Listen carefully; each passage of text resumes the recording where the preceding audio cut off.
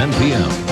with Bob Grip, Deiah Foster, meteorologist Steve Bray, and Andrew Stockey with sports. Live, this is Action News 10. 3 more bodies are pulled from the wreckage of the Amtrak derailment disaster. Meantime, the investigation continues. The National Transportation Safety Board holds another news conference tonight. Hi, everyone. I'm Deiah Foster. And I'm Bob Grip. This won't be a weekend off for authorities investigating the cause of this week's tragic train crash near Saraland. There is still plenty of evidence to gather. Today, 3 more victims were pulled from the wreckage, bringing the death toll to 47. All 3 were crew members. Their bodies were found when the lead locomotive was finally removed from Bayou Kana. Now, one of the keys to this investigation is recovering the train's recording devices. Our Jason Bray joins us now live from our newsroom with the latest on today's investigation. Jason, have the recording devices been recovered? No, they have not, Bob. I just got back from a news conference with John Hammerschmidt of the National Transportation Safety Board. He told me the recording devices are still on board the train. Authorities hope to find them sometime tomorrow. Now, the one thing that strikes me as odd about this investigation is the fact that the 4 crew members of the tugboat Marvilla have still not been interviewed. As you know, some barges being pulled by the tugboat apparently hit the bridge minutes before the accident. Hammerschmidt says his people have tried reaching them but have been unsuccessful. He did, however, confirm that all have been drug tested. The Coast Guard has told us that both breathalyzer and urinalysis tests were performed on all 4 crew members of the tugboat. The breathalyzer tests were negative for all 4. And we do not at this point have the results, our investigative team does not have the results of the urine test. Now, there have also been some discrepancies about the exact time the accident happened. Tonight, those questions remain unanswered. Tomorrow morning, the Coast Guard will take us to the accident where we can hopefully find more answers. Bob? Okay, why won't the tugboat crew members talk to anybody? That's a very good question. They have all hired attorneys, and they have referred all questions to them. It may be just a matter of time before some legal action is taken. Then the crew members may have to talk. Bob? All right, thanks, Jason Berry. The Sunset Limited lead locomotive is aboard a barge tonight. Earlier today, it was dislodged from the muddy bottom of Bayou Kana. For the past 2 days, the 90-ton engine has served as a coffin for the Amtrak chief engineer and 2 assistants. The nearly $3 million locomotive was less than 6 months old, but now it's scorched and the undercarriage has been ripped off. Amtrak officials are glad the bodies of the last known victims have been recovered. Not only are they fatalities, but they're also a part of the Amtrak family and employees, and we want to make sure that we get those to the family members and take care of that end. There are still 2 locomotives and 3 railway cars in the waters of Bayou Kana. They'll be removed in the next 4 to 7 days. Today's recoveries bring the total dead to 47. Today's salvage of the main locomotive could bring investigators closer to finding answers to the Amtrak catastrophe. A vital clue, the train's event recorder, which tracks the final speed, braking power, and radio transmissions of the Sunset Limited, could be the key. A spokesman for the Warrior and Gulf Navigation told us the company has not yet inspected its tugboat Marvilla or talked to the crew. Investigators believe the Marvilla's barges slammed into the bridge moments before the train accident. An Amtrak spokesman says the train was given an all-clear signal, but still wouldn't have known there was a problem unless the entire track had been severed. That's right, and that's what NTSB stated last night, that it looked like preliminary that it knocked it about 41 inches. And so that's what they're going to be looking at today and with the whole investigation. So likely the train would still not have picked that up? That could have happened, correct, right. If the rail was still intact, you still would have had a signal. Crew members of the Marvilla have hired private attorneys, and so far they aren't commenting on what happened Wednesday morning. Most of the survivors from the Amtrak train derailment have returned home, but the work has not ended for the many volunteers who've been helping survivors and their families. The volunteers have provided everything from eyeglasses to shoes, including a sympathetic ear.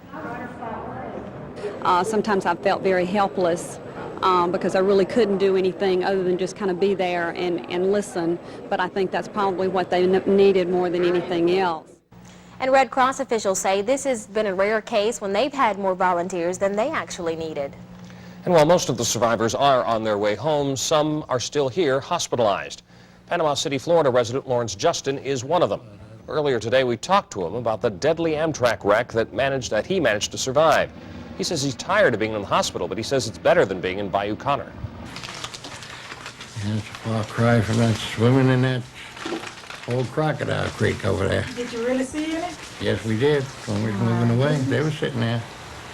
And I was swimming and moving those lily pods apart trying to get to that tugboat. And I just knew there was going to be a snake there someplace. I'm scared to death of snakes. But I didn't see no snakes. Justin says even if the tugboat caused the wreck, he says the captain and crew could have just kept going, but they didn't. They stayed, and they helped instead. He says he's grateful for that. On the advice of his attorneys, the towboat captain, Andrew Stabler, remains silent tonight concerning the crash. Stabler was a captain aboard the Mauvilla, which was pushing the string of barges. His wife told us he returned to his job today. She also said the whole family's been shaken by the events of the past few days. Well, here's a way that you can help out the victims of this horrible disaster. A local group formed a relief effort to aid the families and agencies involved in the derailment. Money is being collected at all AmSouth banks, or you can send a check made out to the Mobile Emergency Relief Fund, care of AmSouth Bank, Post Office Drawer 1628, Mobile 36633. Those in need of assistance should send a written request to Mobile Emergency Relief Fund, care of the City of Mobile, P.O. Box 1827, Mobile 36633. Well, it's time to change gears a little bit right now. That's right. Meteorologist Steve Bray joins us now with our first look at the weather. Steve? Well, it's pretty nice out there right now. Temperature dropping down into the upper 70s. And for the rest of tonight, should be rather clear to partly cloudy skies for the rest of tonight, with a low dropping down to about 73 degrees. Now, it was a warm one today. We set a record in Pensacola and 90s across the rest of the Gulf Coast. Will it be that hot during the weekend? The forecast in just a couple of minutes.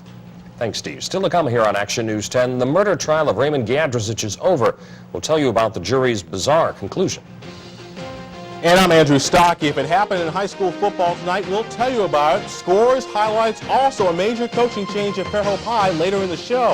And if you have a final score from any of tonight's games, let us know about it. Give us a call at 434-1010 with all your finals. We'll be back right after this.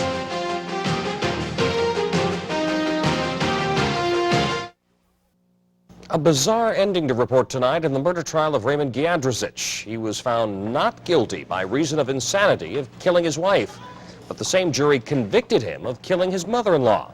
It's unclear why the jury came up with this mixed verdict, but the Baldwin County District Attorney says he'll seek a life sentence regardless. Meantime, state investigators released some new information concerning this week's hostage situation in Enterprise, Alabama.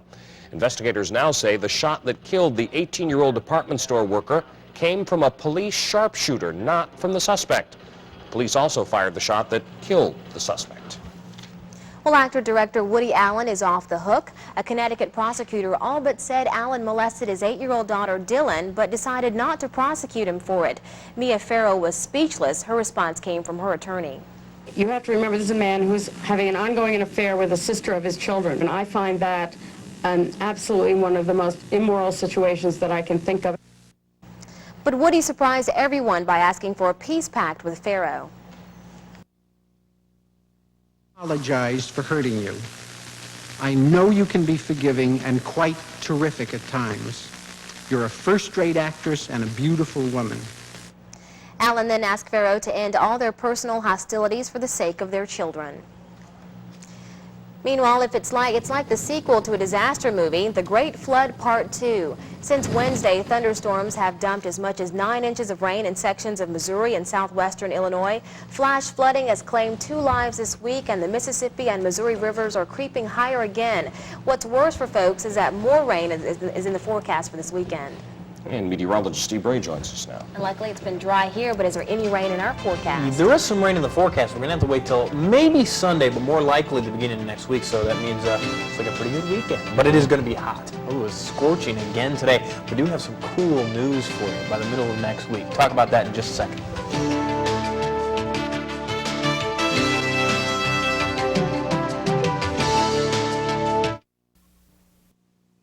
More sunshine during the day today meant more warm temperatures. As a matter of fact, some record-breaking temperatures along the Gulf Coast.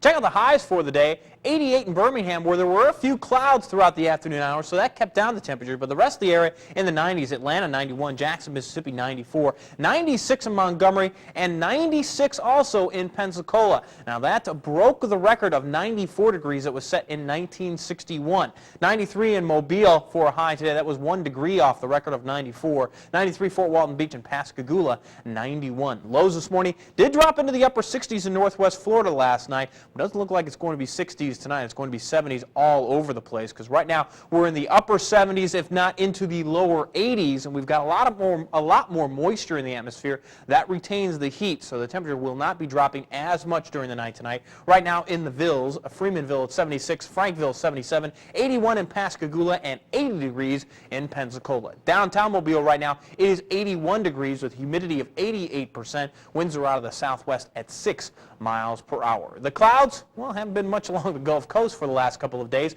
All been up to the north of us. Showers and thunderstorms. Some heavy rain in the last few hours across northern Mississippi. As a matter of fact, severe thunderstorm watch out for those areas. But all that activity is staying to the north of us because of the high pressure that's mounted right along the Gulf Coast. It looks like it's going to stay this way. But that's part of the reason why the Midwest is seeing so much rain. Check out the moisture that's coming up from Mexico, then moving through the desert southwest and pushing up into the Midwest. That's where all that rain is coming from, and it's partly because of that high pressure system we got here along the Gulf Coast. It's forcing everything up and around us, and it looks like that's going to be the case during the weekend. Tomorrow we're looking for a storm system to be planted in southern Illinois. Cold front out to the west is where we'll see most of the showers.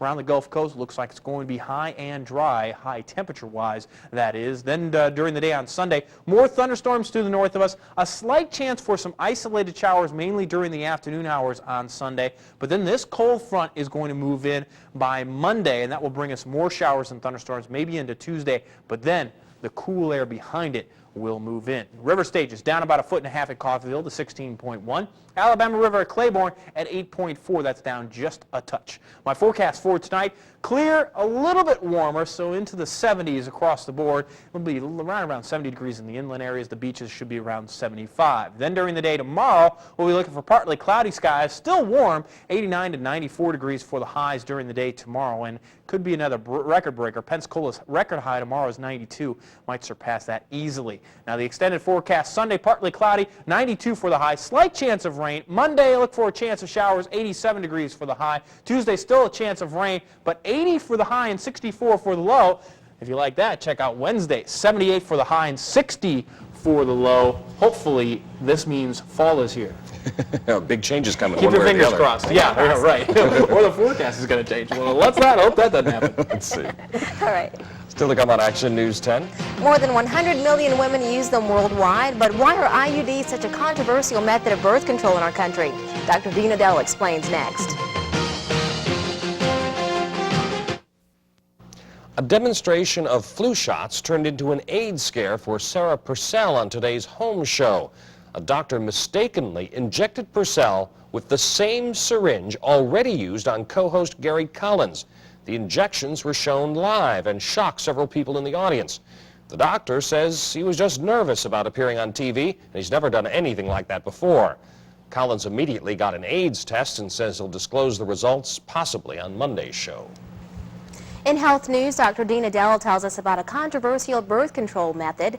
It's not as popular as some conventional means, but it proves it's effective. And it's fine to stay on the pill. You know? Women's birth control choices are pretty limited. The pill, diaphragms, jellies, condoms. Some of these methods have failure rates as high as 51%.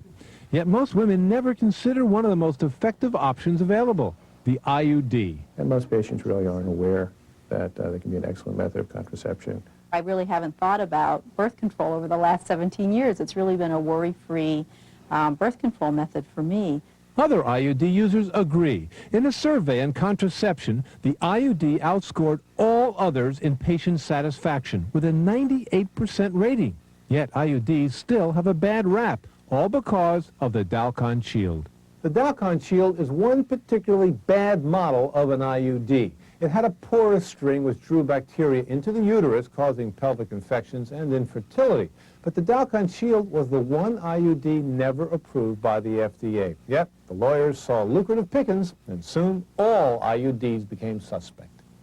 The reality is that all of those IUDs were considered safe and effective by the FDA, but because of liability concerns, manufacturers took those off the market. 10 years later, Alza is one of only 2 IUD manufacturers left. Out of all women using contraception, only 3% use IUDs.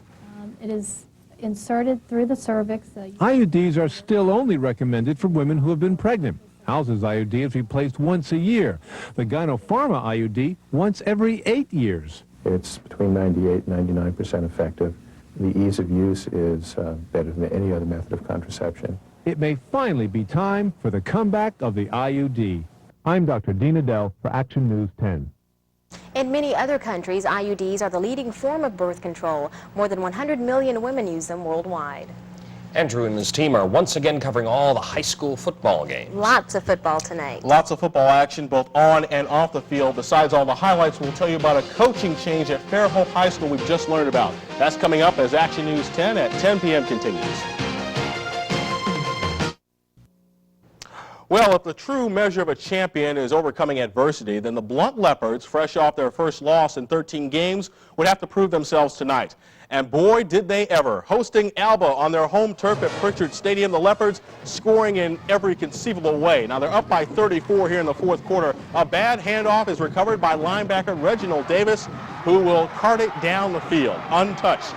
Blunt, an easy touchdown. They tack on an extra point, and they win tonight 41-0. So Blunt back on track. Now up the road, Citronelle hosting Williamson tonight, and the fumble follies would continue here. Shane Courtney gets the snap for the Wildcats, and then in the confusion, everybody's looking for the ball, and Tanaka Scott picked it up for Williamson, and he carts it the other way for the touchdown. Williamson took a 13-0 lead at that point, but the latest score we have, Citronelle has come back. They have a 20-18 lead. Citronelle in the fourth quarter leading Williamson.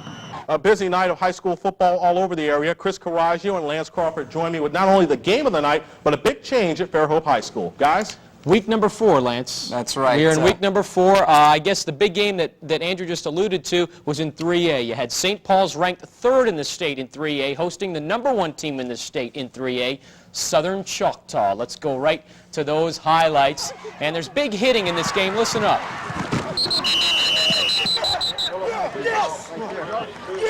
Yes, indeed, it is a physical game. We pick it up second quarter. Number 7, Silas Passley from Southern Choctaw takes the option pitch, and he goes 10 yards for the score, 7-0 Indians. But Bob Rutledge and the Saints would come back, and they do it via the air. That's no touchdown. You're right. Michael Sanders, 17 yards away to David Francia, Mr. Everything for St. Paul's, and it was 7-7 at the intermission. Third quarter, though, again these Indians, again with the option, this time to Patrick McGrew. He's coming right at us, and he's going right by us. And Lance and I were extremely nervous. We were about 10 yards back when he was coming right at us. I got to tell you that. I never sweated it a minute. 50-yard touchdown, and the final 19-7. St. Paul's loses. Southern Choctaw still remains #1. Let's go over the Bay now. Homecoming at Baldwin County High School. Let's go over the Bay. Can we go? We're going to go black. We're going to go back over the Bay. Well, this is my little moment right. You got to love Fairhope playing Daphne. The cheerleaders lead the Pirates out. We've got some news on the coach after that. But first of all, the Pirates taking on Daphne. The Pirates cracked the board first at Jonathan Evans, a 30-yard field goal. Daphne likes the air. Here they go. Jeffrey Andraka to Cole Smith for a first down. That led to a Daphne touchdown, 7-3 there. Then in the second quarter, Jeremy Mitchell scoring 14-3 Trojans. And just before the half, it's Andraka out in the flat to Markel Williams, 4 yards, 20-0. Daphne leading late in the game. It looks like that man right there, Rick Cleveland, the Fairhope's head coach, has coached his last game. Now, if you come out here, I'll tell you, Rick Cleveland has been relieved of his duties by the Baldwin County School Board. Tonight, coached in his final game as they took on Daphne. His position will be taken over by Joe Dean. Things are a lot better over on the other side of that sideline. Eddie Tyler. You're talking about the Trojans of Daphne, and I started a rumor 2 weeks ago saying that Eddie Tyler, the head coach at Daphne, looked exactly like professional golfer Ben Crenshaw. And, well, I guess there you go. You guys decide there at home. Now, come on. He's a dead ringer. Am I right? Those children were separated at birth. One went on to coach high school football. The other has about $5 million in career earnings on the PGA Tour. I'll tell you which one's happier. Look, I mean, I can't, I can't get over how much they look alike. Okay, so now you know I'm not lying. Let me tell you one thing real quick. We tried to get to those Baldwin County highlights, but we do have them. Let's run them right now if we can. Baldwin County was homecoming for the Tigers. They were hosting Davidson, and there the Warriors fumbled the punt, and that meant bad news. And that also meant points for Baldwin County. Matthew Stevens, the quarterback, going deep. Nice spiral kind of right there. Great catch to Clinton Gandy, and that set up this. Sean Jackson getting the inside handoff. Touchdown Tigers, they go on to win 14-0 over Davidson. So it was a happy homecoming for Baldwin County. Absolutely. Andrew, what do you think? Ben Crenshaw and Eddie Tyler? Dead ringers. Well, who's the better golfer? I would say probably, yeah. Busy night across the bay. Thanks, guys. Okay, Theodore used a 50-point performance last week to become the Gulf Coast top-scoring team. Would the avalanche of points continue tonight at Tremere Park? Of course it would. The Bobcat offense turning the Red Raiders upside down. Jamie Walker down the sidelines to Chris Cross, who makes a nice adjustment. Chris Cross with a touchdown, and Theodore jumps to the lead. Now our hard-nosed running game. Jaquel Dates for Theodore looking to bash his way into the end zone. Theodore also doing it on the other side of the ball. Check out the defense. BC Rain with the football, trying to run it outside. Kevin Hall says, Nice pop there, and it's Theodore 40-8 in a blowout. Let's go to Ladd Stadium now. McGill, Tulane, and Shaw. Not a good night for the Yellow Jackets. Edric Williams is stopped by number 91, Gary Johnson, and the Shaw defense in the third quarter. And then watch the McGill Tulane offense Shaw offense, at work. That's Cedric Easterling. He had a huge night. Look at this run into the McGill Tulane secondary. He may go all the way, but he doesn't. He stopped. It sets up a field goal, and Shaw pitches the shutout at Ladd Stadium, 17-0 over McGill Tulane. Here are some other scores from tonight's high school football action. We have Pickens blanking. Let's first of all show you Washington County winning 22-7 over Grand Bay. Elsewhere, in other action tonight, Moss Point over in Mississippi beats Biloxi 20-7. Other scores for you tonight as we read these to you. We've got Pickens shutting out Faith Academy 47-0. Grove Hill 20, Mobile Christian 16. We have Leroy beating Trinity tonight 14-3. LaFleur shuts out Mary Montgomery 36-0. The final in Sims. Clark County beat Jackson for the first time in 15 years. Clark County 10, Jackson 7. Monroe Academy over Escambia Academy tonight, 18-12, and T.R. Miller continues to roll. They beat Monroe County by 1, 22-21. Let's move on now to baseball. The Braves in Philadelphia. Now, it's a possible postseason preview with the Phillies going for the clinch in the East this weekend. Atlanta looking to just hang on in the West.